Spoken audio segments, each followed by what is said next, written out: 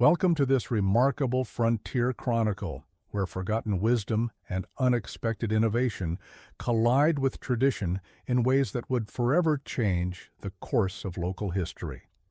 Before we begin, tell us in the comments where you're listening from and the exact time of day or night you found this story. It's always fascinating to see how far these frontier tales travel and when they reach you. In the autumn of 1961, a county archivist named Orrin Falk was cataloging water-damaged documents recovered from a collapsed storage shed behind the old Sweetwater County Courthouse in Wyoming. Among the sodden papers, many of them beyond salvage, he found a leather-bound ledger wrapped in oilcloth. The oilcloth had done its work.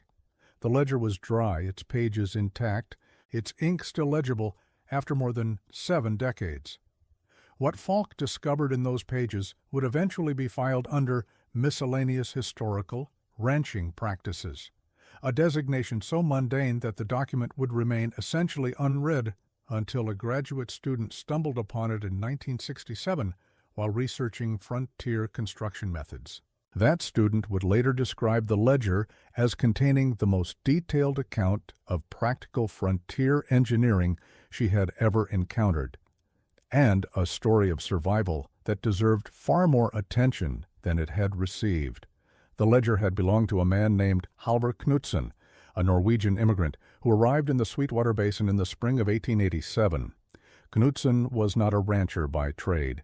In Norway, he had worked as a shipwright's apprentice in Bergen, learning to build vessels that could withstand the punishing conditions of the North Sea. When he arrived in Wyoming at the age of 31, he carried with him a set of skills that his new neighbors would initially find baffling, then irritating, and finally, after the winter of 1889, worthy of grudging respect. The Sweetwater Basin in the late 1880s was cattle country, vast and unforgiving. Ranchers had been running herds through the region for less than 2 decades, and the infrastructure of the cattle industry was still being invented as they went. Corrals, in particular, were built according to a kind of collective intuition. You cut lodgepole pine from the nearest stand, you notched the logs at the corners, you drove posts into the ground, and strung horizontal rails between them. The corrals worked well enough during the temperate months. They held cattle during branding, sorting, and loading. They kept horses contained overnight, and when winter came, they often failed. The failures were so common that most ranchers considered them simply part of the cost of doing business. Rails split in the cold. Posts heaved out of the frozen ground. Entire sections of fencing collapsed under the weight of drifted snow. Cattle, panicked by blizzards, would push against weakened structures and break through. The losses were significant but accepted. This was, after all, the frontier. Nothing lasted forever. You rebuilt in the spring. Halvor Knutsen saw things differently. In his ledger, he recorded his first impressions of Sweetwater Basin corrals with a shipwright's critical eye. "The construction here is adequate for summer work," he wrote in an entry dated June 1887, "but I do not see how these structures will survive a true winter. The posts are set too shallow. The rails are fastened without allowance for contraction. The corners have no diagonal bracing. In Bergen, we would not build a fish-drying rack this way." Knutsen had taken work as a general laborer on a ranch operated by a man named Josiah Crabtree, a Texan who had driven cattle north during the Great Trail Drive era and stayed to establish his own operation. Crabtree was a practical man, successful by frontier standards, and he had little patience for what he perceived as unnecessary complication. When Knutsen suggested modifications to the corral construction, Crabtree listened politely and then declined. "We've been building corrals this way for 15 years, he reportedly told Knutsen. "They work fine." Unable to convince Crabtree to change his methods, Knutsen began acquiring his own small parcel of land, 160 acres of marginal grazing territory that no established rancher wanted. He filed his homestead claim in August 1887 and immediately began construction. What Knutson built on that parcel would become, in local parlance, the Norwegian's folly. The first thing he did was dig. While his neighbors were setting fence posts 18 inches into the ground, Knutson dug holes 4 feet deep. He hauled stones from a nearby creek bed and created a drainage layer at the bottom of each hole. He packed the stones with gravel, then set his posts atop this foundation rather than directly into the earth. The posts themselves were unusual. He had selected them for straightness and then seasoned them for 3 months, turning them regularly before installation. He coated the buried portions with a mixture of pine tar and tallow, a technique he had learned in the shipyards of Bergen. His neighbors watched with a mixture of curiosity and amusement. Ephraim Treadwell, who operated a ranch adjacent to Knutson's parcel, rode over one afternoon to observe the work. "You planning to hold back the ocean with that fence?" Treadwell asked. It was meant as a joke. Knutson, whose English was still imperfect, took the question seriously. "Not the ocean," he replied, "the winter." The construction continued through the fall of 1887. Knutson's corral took shape slowly, each element receiving attention that seemed excessive to observers accustomed to frontier expedients. The horizontal rails were not simply nailed to the posts. Knutson cut mortise and tenon joints at each connection point, a technique that required hours of additional labor but created a structural bond far stronger than nails alone. He left gaps of precisely 1/4 inch at each joint. "Room for the wood to breathe," he wrote in his ledger, "when the cold makes it contract." The corners of the corral received the most elaborate treatment. Where typical frontier corrals simply stacked logs at 90-degree angles, Knutson installed diagonal braces that transferred lateral stress to the ground. He added a second set of braces at a 45-degree angle to the first, creating a triangulated structure that distributed force in multiple directions. "A ship that meets a wave head-on will founder," he wrote. "A ship that lets the wave pass around it will survive." The same is true of wind and snow. By the time winter arrived in late November 1887, Knutson had completed approximately 1/3 of his planned corral.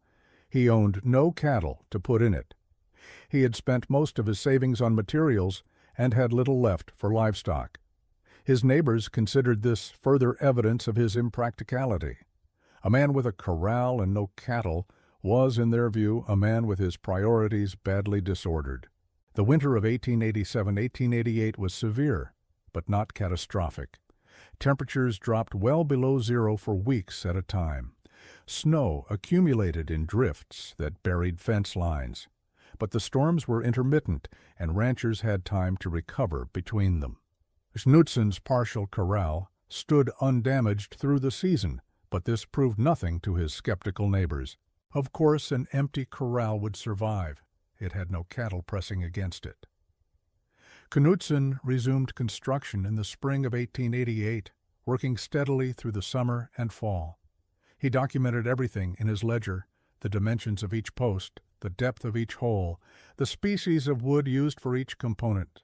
He noted the prices he paid for materials: 23 cents per board foot for pine lumber, $12 per hundredweight for hardware, and the hours required for each phase of the work. By the fall of 1888, the corral was complete. It enclosed approximately 2 acres and could hold several hundred head of cattle. It had taken Knutson 18 months to build, a span of time in which his neighbor Treadwell had constructed 3 corrals of similar size using conventional methods. Knutson had managed to purchase exactly 47 cattle, a modest number that his elaborate corral could have held many times over. Cornelius Fitch, who operated the general store in South Pass City, recorded the local sentiment in a letter to his brother.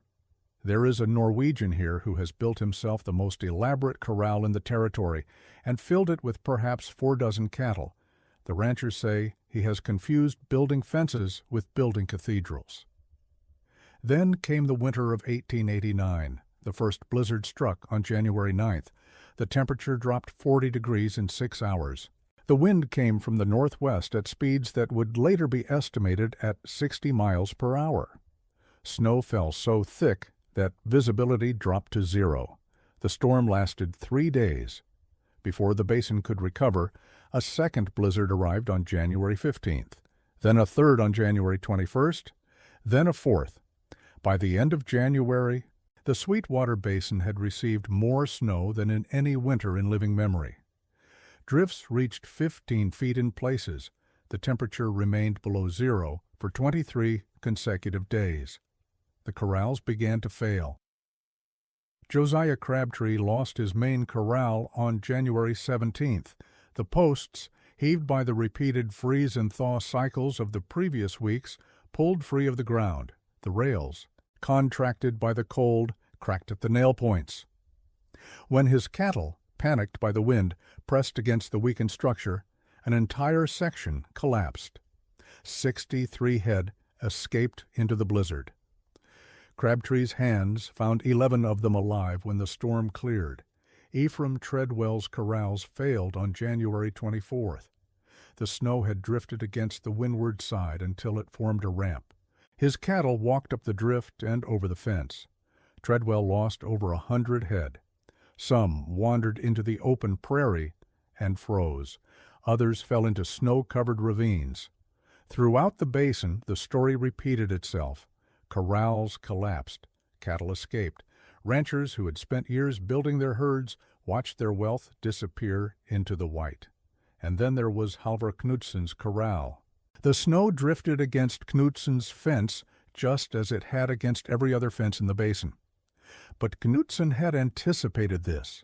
His corral included a feature that no one else had thought to build: a series of angled deflector panels on the windward side positioned to redirect drifting snow away from the fence line. The panels were simple, just boards set at a 45-degree angle, but they worked. The drifts formed 10 feet from the fence rather than against it. The posts, set 4 feet deep on their gravel foundations, did not heave. The mortise and tenon joints, with their quarter-inch gaps, absorbed the contraction of the cold without cracking. The diagonal braces held the corners rigid against the pressure of frightened cattle. The fence stood. By the end of January, word had spread through what remained of the basin's ranching community. Knudsen's corral had not lost a single rail. His 47 cattle were alive, huddled together in a structure that seemed almost impossibly intact amid the devastation. Ephraim Treadwell rode to Knudsen's property on February 3rd, the first day the weather permitted travel. According to an account recorded years later by Treadwell's son, the rancher sat on his horse for a long time, staring at the corral, before he spoke. "I owe you an apology," Treadwell finally said. "I thought you were building foolishness." Knudsen, characteristically, did not gloat. "I was building for the winter that might come," he replied. "Not the winter I hoped for." The winter of 1889 did not end in January. February brought more storms, more cold, more death. By the time spring finally arrived in late March, the Sweetwater Basin had lost an estimated 60% of its cattle. Some ranchers were ruined entirely. Others would spend years recovering. Halvor Knudsen lost 3 cattle that winter, 2 to illness, 1 to a wolf that found its way into the corral during a storm. His survival rate of 93% was, by a considerable margin, the best in the basin. What happened next was not immediate. The ranchers of Sweetwater Basin were proud men, and pride does not yield easily to evidence. But over the following months, a quiet change began. Ranchers who had dismissed Knudsen's methods started asking questions. How deep were those post holes, exactly? What was the mixture he used to coat the wood? How did those corner braces work? Knudsen answered every question. He opened his ledger to anyone who wanted to see it. He walked visitors through his corral, explaining each element of the construction. He asked nothing in return, no payment, no credit, no acknowledgement. "The winter taught the lesson," he wrote in his ledger. "I only built the example." By the fall of 1889, 3 ranchers in the basin had begun constructing corrals using Knudsen's methods. By 1890, the number had grown to 7. By 1895, the Norwegian style of corral construction had become standard practice throughout the Sweetwater Basin and was spreading to neighboring regions. The county records from this period document the change in quiet statistics. Cattle losses during winter months declined steadily through the 1890s. Insurance claims for fence damage dropped by more than half.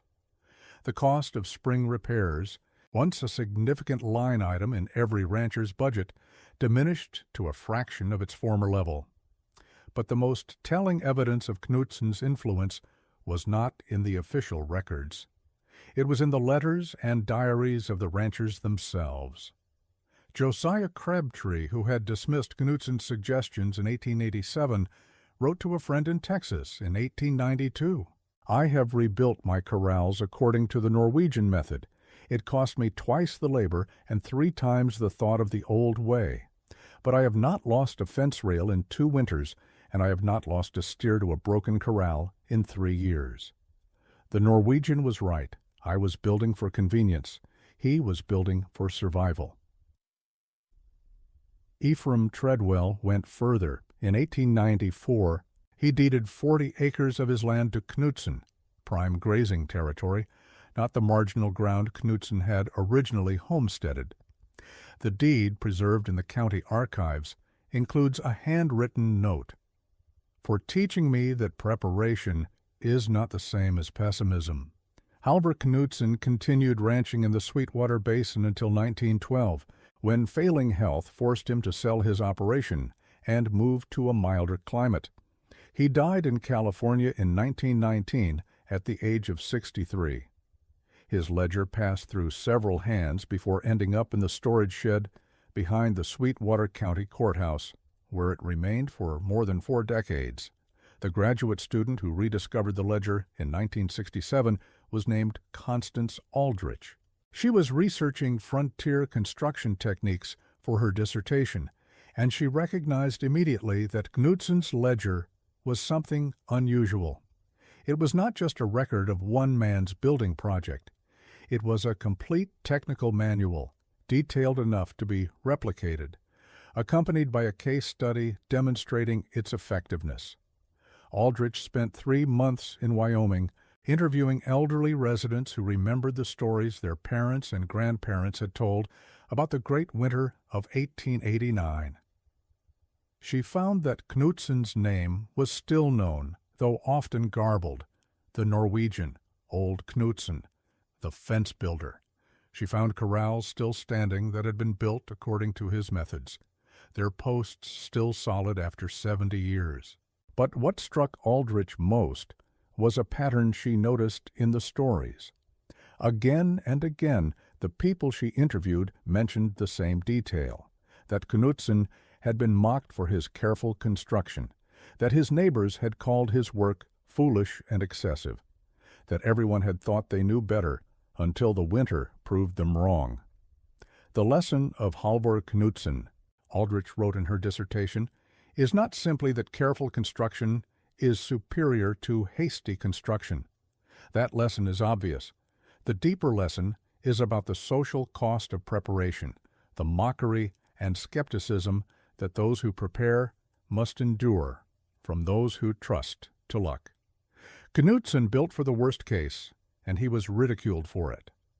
His neighbors built for the average case, and they were ruined when the worst case arrived. The frontier rewarded caution, but only after punishing those who practiced it with years of condescension. The ledger remains in the Sweetwater County Archives, filed under its original mundane designation. It has never been published, though Aldrich included extensive excerpts in her dissertation. The corrals Knudsen built are gone now, replaced by modern metal structures.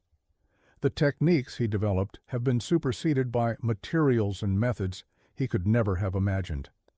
But in the small historical museum in South Pass City, there is a single photograph taken sometime in the 1890s showing a wooden corral with distinctive diagonal bracing at the corners. The photograph is unlabeled, but local historians believe it shows Knutson's original structure. In the photograph, the fence stands straight and solid against a background of snow-covered hills.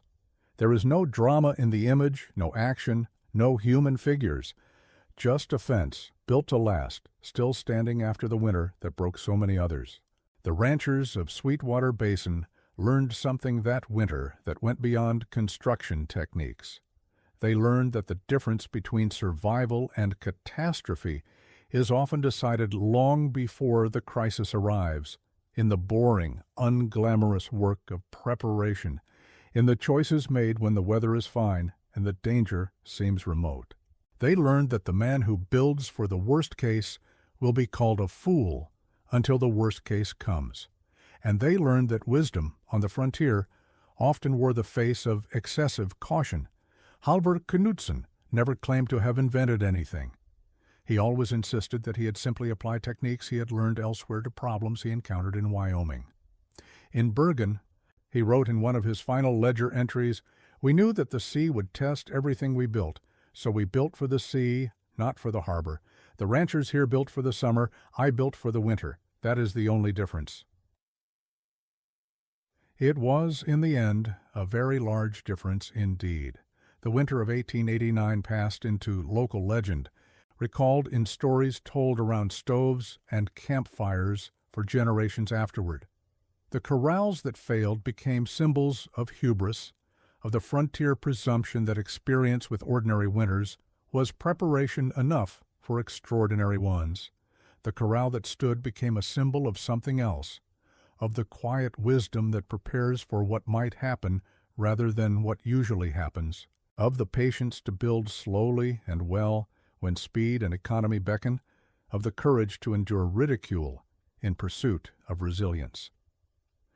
In the archives of Sweetwater County, among the property deeds and tax records and court filings that document the ordinary business of frontier life, Halvor Knutson's ledger waits. Its pages contain measurements and prices and construction details that would mean little to most readers. But they also contain something else, a record of one man's refusal to build for convenience when he could build for survival, and of the winter that proved him right. The ranchers of Sweetwater Basin never forgot that lesson. Long after the details of Knutson's construction methods had become common knowledge, long after his name had faded from everyday conversation, the principle he embodied remained. Build for the winter that might come. Prepare for the worst case. Accept the mockery of those who think you excessive. And when the storm arrives, stand firm. This is the inheritance that Halvor Knutson left to the frontier, not just a technique for building corrals, but a philosophy for building lives. It is an inheritance that asks nothing and demands everything. The discipline to prepare, the patience to endure, and the humility to learn from those who saw further than we did. The wind still blows across the Sweetwater Basin. The winters still come, harsh and unforgiving. The corrals that stand there now are made of steel and cable, engineered by experts, tested by computers. But somewhere beneath all that modern certainty, the old lesson persists. The frontier rewarded those who prepared. It destroyed those who didn't. And the only difference between them was the work they did before the storm arrived.